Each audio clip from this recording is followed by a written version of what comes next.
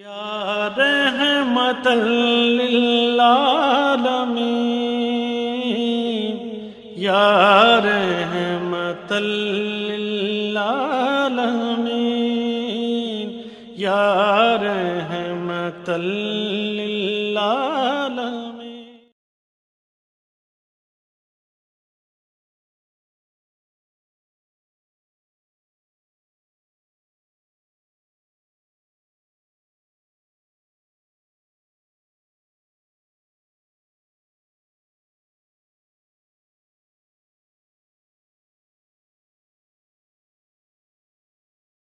اللهم صل على محمد وعلى آل محمد كما صليت على إبراهيم وعلى آل إبراهيم إنك حميد مجيد.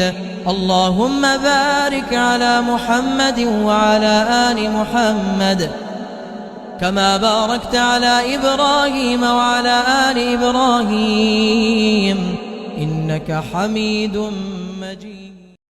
وما ارسلناک الا رحمت للعالمین، اور ہم نے آپ کو تمام جہانوں کے لیے رحمت بنا کر بھیجا ہے. اللؤلؤ مکنون سیرت انسائکلوپیڈیا حضرت محمد مصطفیٰ صلی اللہ علیہ وآلہ وسلم اور سیرت النبی صلی اللہ علیہ وآلہ وسلم کو آپ کے سامنے پیش کرنے کی سعادت حاصل کر رہی ہوں، جس کا عنوان ہے رسول اللہ صلی اللہ علیہ وآلہ وسلم کی رضاعت اور پرورش. الحمدللہ نحمدہ ونستعینہ ونستغفرہ ونعوذ باللہ من شرور انفسنا ومن سیئات اعمالنا، من یہدہ اللہ فلا مضل لہ ومن یضلل فلا ہادی لہ، واشہد ان لا الہ الا اللہ وحدہ لا شریک لہ، واشہد ان محمدا عبدہ ورسولہ. رسول اللہ صلی اللہ علیہ وآلہ وسلم کی رضاعت اور پرورش.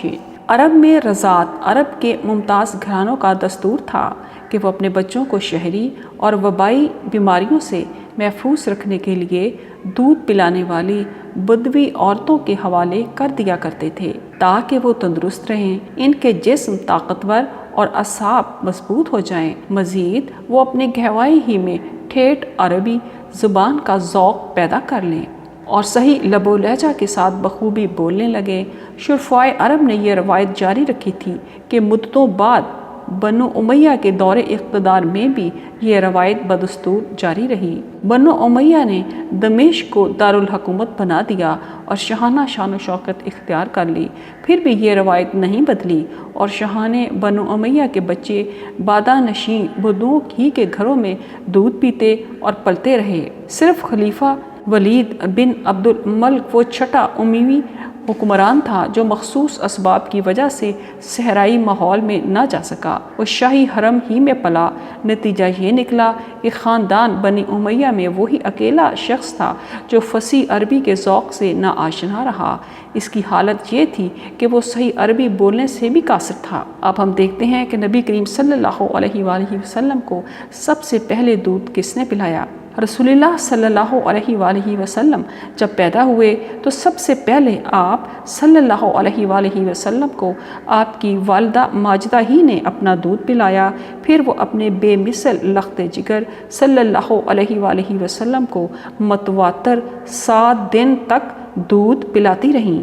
یہ ایک معلوم و معروف حقیقت ہے کہ جب کسی خاتون کے ہاں بچے کی ولادت ہوتی ہے تو اس وقت اسے دوسری خواتین کے تعاون کی اشد ضرورت ہوتی ہے. حضرت آمنہ اس مرحلے سے گزری تو اللہ تعالیٰ نے ان کی مدد کرنے اور جناب رسالت مآب صلی اللہ علیہ وآلہ وسلم کو دودھ پلانے کے لیے کئی مہذب اور مہربان خواتین کا اہتمام بھی فرما دیا. اب ہم یہ دیکھیں گے کہ کون سی خوش نصیب خواتین کے جنہوں نے حضرت آمنہ کا ہاتھ بٹایا اور آپ صلی اللہ علیہ وآلہ وسلم کو دودھ پلایا. رسول اللہ صلی اللہ علیہ وآلہ وسلم کے نظر میں ام ایمن کا درجہ. ام ایمن رسول اللہ صلی اللہ علیہ وآلہ وسلم کو ان کی والدہ ماجدہ کے بعد دودھ پلانے والی دوسری خاتون تھیں. ام ایمن رضی اللہ تعالیٰ عنہا وہ نیک نہاد اور خوش نصیب خاتون ہیں جنہیں نبی کریم صلی اللہ علیہ وآلہ وسلم کو گود میں کھلانے کا شرف عطا ہوا۔ نبی صلی اللہ علیہ وآلہ وسلم کے پیدا ہوتے ہی ایمن آپ صلی اللہ علیہ وآلہ وسلم کی دیکھ بھال میں لگ گئیں۔ انہوں نے آپ صلی اللہ علیہ وآلہ وسلم کی خبرگیری کے لیے حضرت آمنہ کا خوب ہاتھ بٹایا۔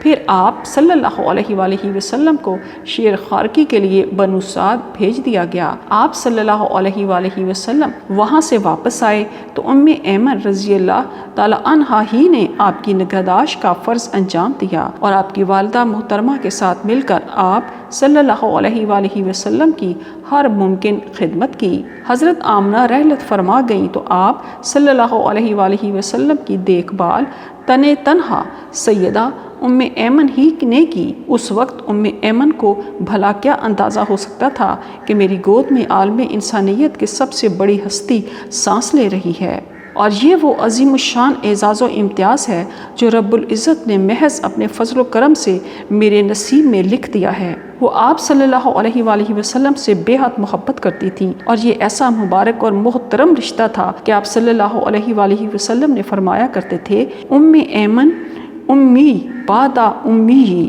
میری ماں کے بعد ایمن ہی میری ماں ہیں۔ نبی کریم صلی اللہ علیہ وآلہ وسلم ایمن کا بہت خیال رکھتے تھے، ان سے ملنے کے لیے خود تشریف لے جاتے تھے اور ان کی ضروریات پوری کرنے کی کوشش فرماتے تھے۔ وہ بڑی دانا خاتون تھیں۔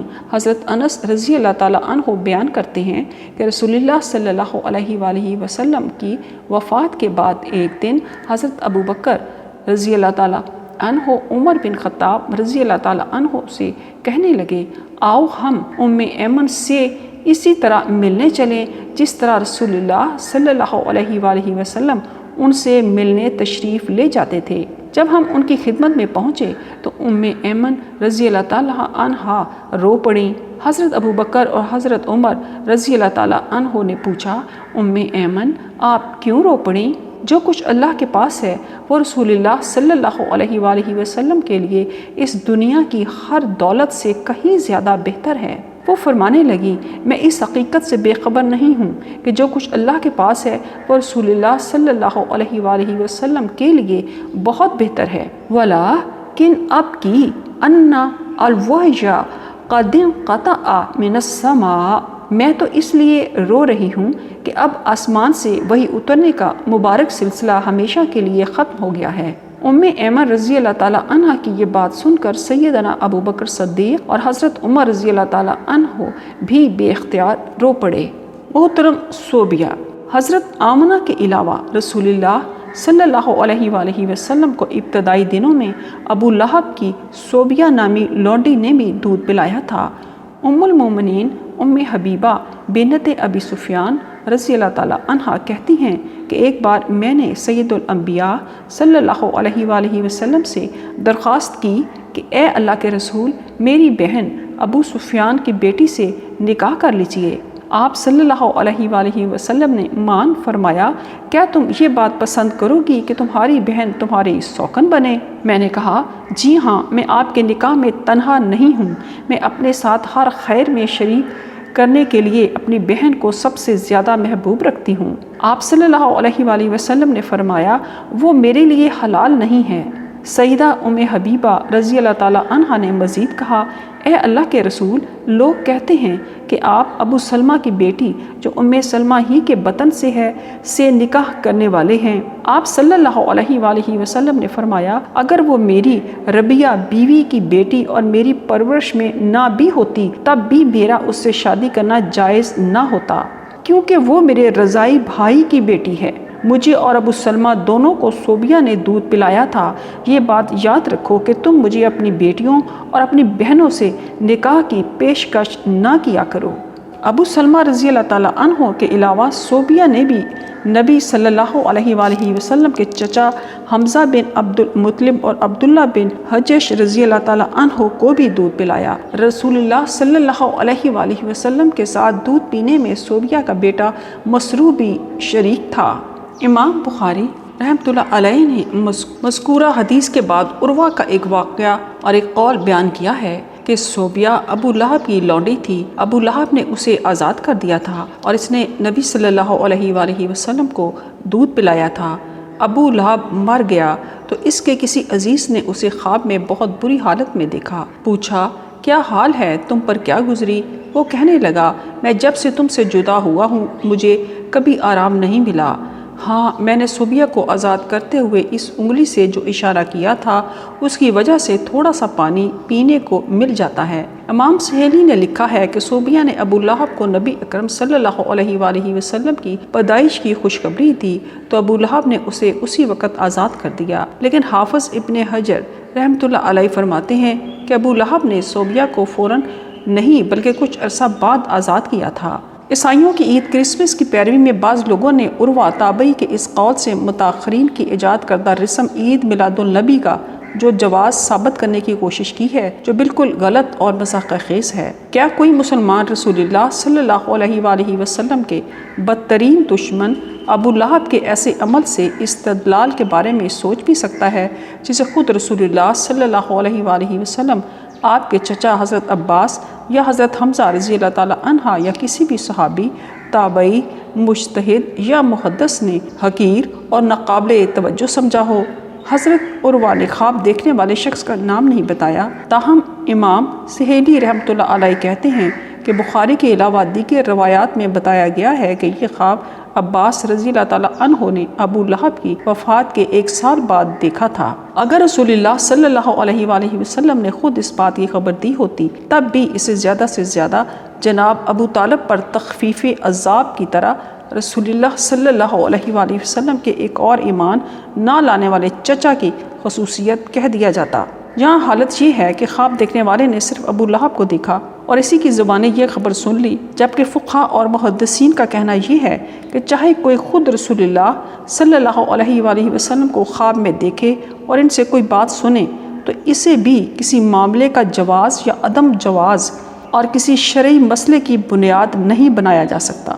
امام محمد ابن الحاج فاسی رحمۃ اللہ علیہ اپنی کتاب المدخل میں فرماتے ہیں اس فتنے سے بچنا چاہیے جس میں آج کل بعض لوگ مبتلا ہیں۔ کوئی شخص اپنے خیال میں نبی کریم صلی اللہ علیہ وآلہ وسلم کو خواب میں دیکھتا ہے تو آپ صلی اللہ علیہ وآلہ وسلم اسے کسی بات کا حکم دیتے ہیں یا کسی بات سے منع کرتے ہیں۔ وہ بیدار ہو کر بے دھڑک اپنے خواب پر عمل کرنا شروع کر دیتا ہے، یہ نہیں دیکھتا کہ یہ بات قرآن و سنت اور اسلاف کے فہم کے مطابق ہے یا نہیں۔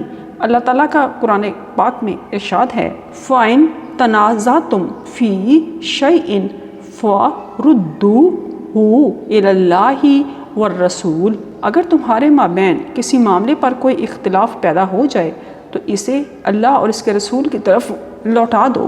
اللہ تعالیٰ کی طرف لوٹانے کا مطلب یہ ہے کہ اللہ کی کتاب سے رجوع کرو، اور رسول اللہ صلی اللہ علیہ وآلہ وسلم کی طرف لوٹانے کا مطلب یہ ہے کہ رسول اللہ صلی اللہ علیہ وآلہ وسلم کی زندگی میں آپ کی ذات بابرکات اور وفات کے بعد آپ کی سنت کی طرف رجوع کرو۔ ائمہ تفسیر اسی سے یہی مراد لیتے ہیں۔ ابو ولید محمد بن احمد بن رشد قرطبی رحمۃ اللہ علیہ سے ایک حاکم کے بارے میں پوچھا گیا کہ اس حاکم کے سامنے 2 عادل آدمیوں نے کسی معاملے میں گواہی دی، پھر حاکم سو گیا۔ اس نے خواب میں نبی کریم صلی اللہ علیہ وآلہ وسلم کو دیکھا کہ آپ فرما رہے ہیں ان کی گواہی قبول نہ کرنا، یہ گواہی باطل ہے۔ ابن رشد رحمۃ اللہ علیہ نے جواب دیا اس حاکم کا فرض یہ ہے کہ وہ عادل لوگوں کی گواہی قبول کرے، اگر وہ ایسا نہیں کرے گا تو یہ خواب کے ذریعے سے شریعت کے احکام کو باطل کرنے والی بات ہوگی، کیونکہ یہ انداز فکر یکسر غلط اور گمراہ کن ہے۔ خواب کے ذریعے سے صرف انبیاء علیہ السلام ہی کو علم حاصل ہو سکتا ہے، کیونکہ ان کے خواب بھی وہی ہوتے ہیں۔ یہ بات بھی ذہن میں رہنی چاہیے کہ اس امر پر فقہاء اور محدثین کا اتفاق ہے کہ انبیاء علیہ السلام کے خواب وہی ہوتے ہیں، ان کے سوا کسی اور انسان کے کسی بھی قسم کے خواب سے کوئی شرعی مسئلہ اور کسی کام کا جواز یا عدم جواز اخذ نہیں کیا جا سکتا۔ ام فرما رضی اللہ تعالیٰ عنہا بھی رسول اللہ صلی اللہ علیہ وآلہ وسلم کی رضائی ماؤں کی فہرست میں شامل کی گئی ہیں۔ نبی کریم صلی اللہ علیہ وآلہ وسلم کی دائیہ ام فروا رضی اللہ تعالیٰ عنہا فرماتی ہیں کہ رسول اللہ صلی اللہ علیہ وآلہ وسلم نے مجھے یہ تاکید فرمائی اذا اویتی الی فراشی فقرئی قل یا ایھا الکافرون فانھا براءۃ من الشرک۔ جب تم بستر پر لیٹو تو سورہ قل یا ایھا الکافرون پڑھو، یہ شرک سے بیزاری ہے۔ لیکن یہ روایت پایا ثبوت کو نہیں پہنچتی، اس سے ام فروہ رضی اللہ تعالیٰ عنہا کا رضائی ماں ہونا ثابت کیا جائے۔ بعض سیرت نگاروں نے نبی کریم صلی اللہ علیہ وآلہ وسلم کی رضائی ماؤں میں ام بردہ، خولہ بنت منظر، انصاریہ، نجاریہ کا بھی ذکر کیا ہے، لیکن یہ بات زیادہ قرین قیاس نہیں ہے کہ وہ آپ صلی اللہ علیہ وآلہ وسلم کے بیٹے ابراہیم کی رضائی ماں تھیں۔ ان کے علاوہ بنی سلیم کی 3 عورتوں کا بھی ذکر کیا گیا ہے کہ انہوں نے بھی نبی کریم صلی اللہ علیہ وآلہ وسلم کو دودھ پلایا، لیکن یہ بات بھی پایا ثبوت کو نہیں پہنچتی۔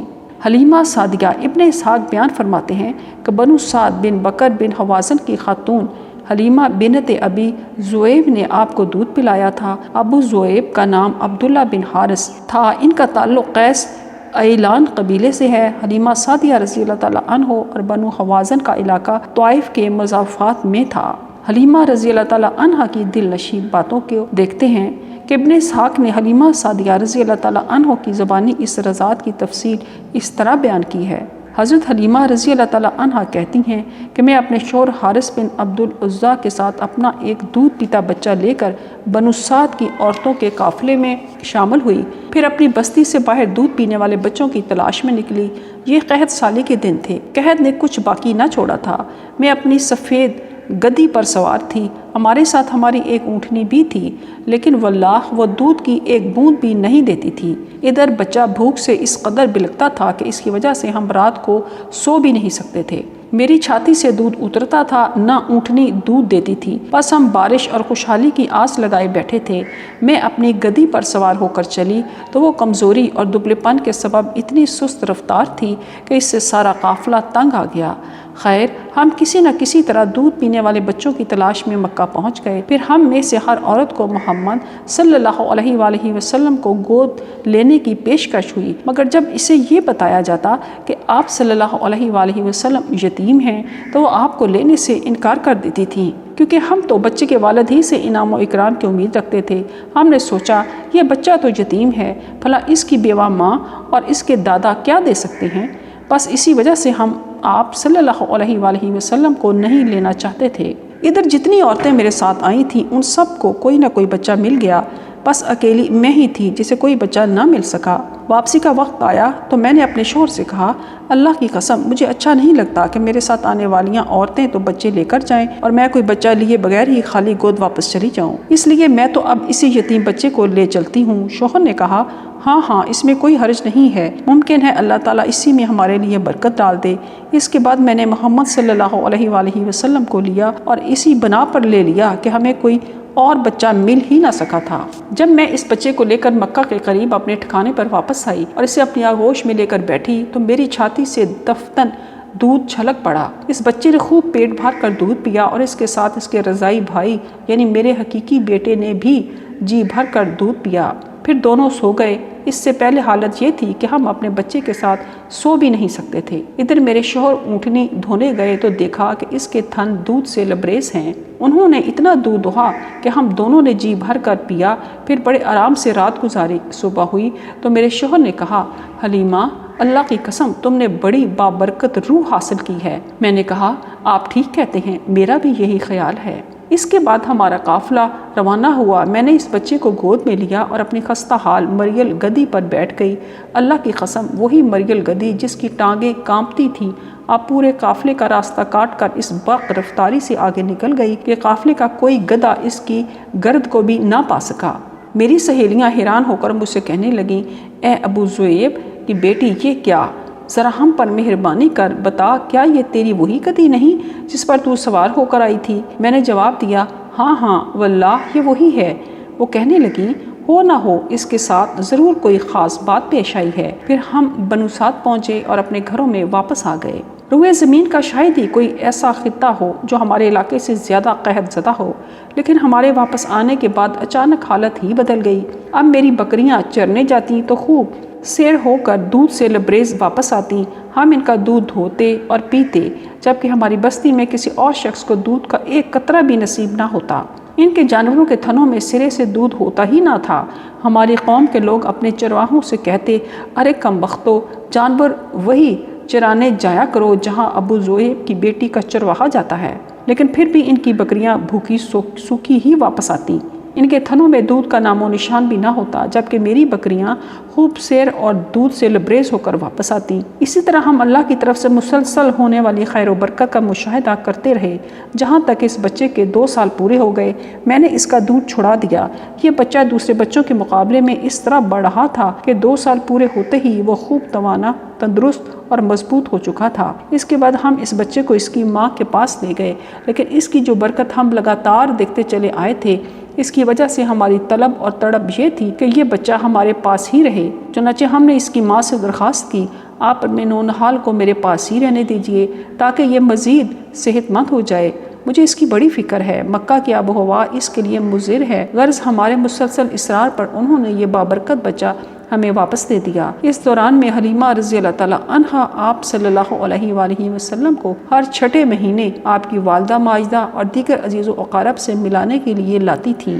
حضرت حلیمہ سعدیہ رضی اللہ تعالیٰ عنہا کے دودھ پلانے اور ان کے ہاں رہنے کا مفصل واقعہ صرف ابن اسحاق رحمۃ اللہ علیہ نے بیان کیا ہے، جسے ابن کثیر رحمۃ اللہ علیہ نے سیرت نگاروں اور مورخین کے ہاں مشہور احادیث میں شمار کیا ہے۔ اسی طرح امام احمد اور ابن اسحاق رحمۃ اللہ علیہ کی ایک روایت ہے کہ جب نبی صلی اللہ علیہ وآلہ وسلم غزوہ حنین سے واپسی پر جیرانہ نامی مقام پر ٹھہرے ہوئے تھے، اس وقت بنو حوازن کے وفد نے آپ صلی اللہ علیہ وآلہ وسلم سے استدعا کی تھی، حضور ان قیدیوں میں آپ کی پھوپھیاں، خالائیں اور خادمائیں بھی ہیں جو آپ کو اپنی گود میں کھلایا کرتی تھیں۔ اس روایت میں یہ صراحت ہے کہ نبی کریم صلی اللہ علیہ وآلہ وسلم نے بنو حوازن کے ہاں دودھ پیا تھا۔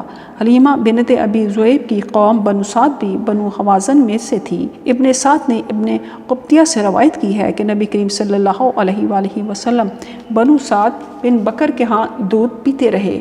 ابن سعد ہی کی ایک دوسری روایت میں ہے کہ نبی کریم صلی اللہ علیہ وآلہ وسلم کی والدہ محترمہ نے آپ کو بنو سعد کی ایک خاتون حلیمہ بنت ابی ذؤیب کے سپرد کیا تھا، جس نے آپ کو دودھ پلایا۔ ان روایات کے علاوہ ایسی روایات بھی موجود ہیں جو بتاتی ہیں کہ آپ کے رضائی ماں باپ بھی آپ کے پاس آئے تھے اور آپ نے اپنی رضائی بہن شیمہ کو پہچان لیا تھا، جو غزوہ حنین کے قیدیوں کی سفارش کے لیے آئی تھی۔ ان روایات کا تفصیلی ذکر بھی آپ کو بتایا جائے گا۔ ان مضبوط شواہد کی وجہ سے تمام مورخین اور سیرت نگار اس بات پر متفق ہیں کہ سیدہ حلیمہ آپ صلی اللہ علیہ وآلہ وسلم کی رضائی ماں تھیں اور آپ صلی اللہ علیہ وآلہ وسلم نے ابتدائی عمر میں انہی کے ہاں پرورش پائی۔ رسول اللہ صلی اللہ علیہ وآلہ وسلم کی رضاعت کا یہ دور جو بنو سعد کے ہاں گزرا انتہائی اہمیت کا حامل ہے۔ اس میں بے شمار حکمتیں تھیں۔ اس دور کے نہ صرف آپ صلی اللہ علیہ وآلہ وسلم کی مبارک زندگی پر بہت اچھے اثرات مرتب ہوئے، بلکہ یہ بنو سعد خصوصاً حلیمہ سعدیہ اور ان کے خاندان کے لیے لازوال برکتوں اور رحمتوں کا سبب بن گیا۔ صدق اللہ العظیم۔ اللهم صل على محمد وعلى آل محمد كما صليت على إبراهيم وعلى آل إبراهيم إنك حميد مجيد اللهم بارك على محمد وعلى آل محمد كما باركت على إبراهيم وعلى آل إبراهيم إنك حميد مجيد